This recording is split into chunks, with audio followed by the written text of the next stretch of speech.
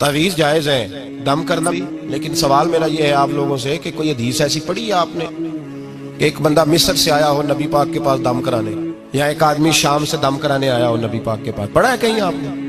भाई दम कराना जायज़ है, तावीज़ देना, लेकिन ये असल दीन नहीं है कि लोगों ने अब इसी को जरिया बना लिया, इसी से लोगों की दुकानें और कारोबार चलते हैं। ये असल नहीं है, ये जोज है।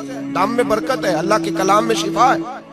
मा हुआ शिफा व रहमतुल लिल मोमिनीन, इसके अंदर अल्लाह ने शिफा रखी है, लेकिन ये असल नहीं। असल रसूलुल्लाह का दीन है। आला हजरत रहमतुल्लाह अलैह के पास एक मुरीद आ गया। आजकल तो मिठाई होती है, उस जमाने में पेड़े होते थे, तो पेड़ों की एक टोकरी लाया, यूं समझ ले मिठाई का डब्बा लाया। आला हजरत ने फरमाया कैसे आए हो? हुजूर ज़ियारत करनी थी। फरमाया कोई हुक्म मेरे लिए?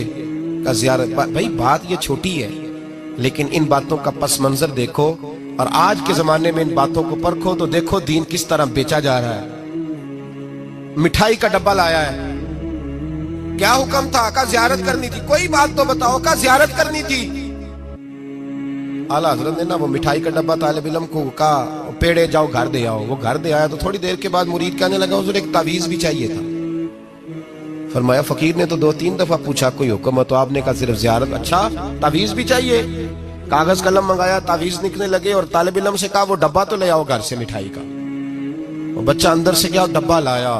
ओ भाई ये वो लोग थे जो फिर हक कहा करते थे, इसलिए कि दौलत असर अंदाज नहीं होती थी। ये मुरीद को इसलिए डांट लेते थे कि इनकी नजर मुरीद की जेब पर नहीं होती थी। ये इसलिए उसको सख्ती करते थे कि इन्हें ये नहीं था कि भाग गया तो रोजी रोटी कैसे चलेगी। कहा आला हजरत फाजिल डब्बा लाओ, तो वो घर से डब्बा मिठाई का उठा लाए। आला हजरत ने तावीज़ भी दिया। वो कहता है जब डब्बा आया ना तो आला हजरत ने हुक्म दिया ना डब्बा भी मंगाओ। अब उन लफ्जों में जलाल इतना था कि मैं घबरा गया, पता नहीं अब क्या बनेगा। मैं बोल ना सका, डब्बा आ गया।